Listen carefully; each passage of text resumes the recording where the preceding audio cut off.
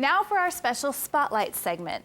One of the biggest business successes in American history got its humble start in the Inland Empire, and today it's known worldwide. Davie Wylie traces Southern California origins of Mickey D's.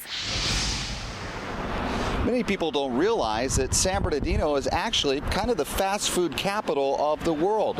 Many of the most popular fast food restaurants got started here, including the very first McDonald's.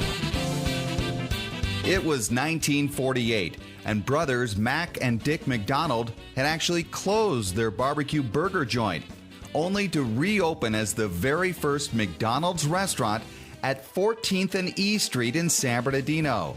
With speedy service and 15-cent hamburgers, little did they know they would be starting a fast food revolution.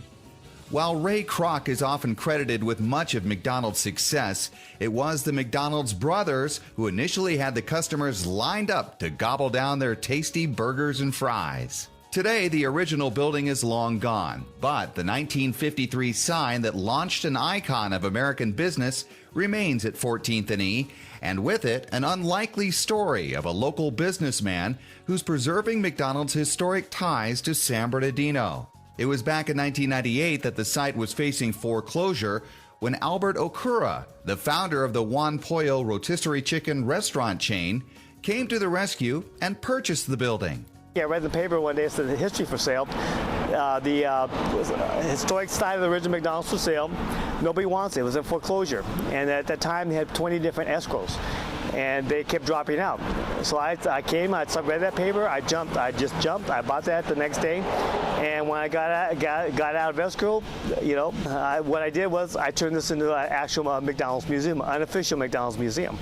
We have the only collection of pre-Ray Kroc McDonald's memorabilia that anyone has.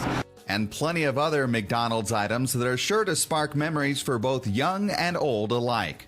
Okura does hope to further restore the historic McDonald's sign, complete with a new set of golden arches.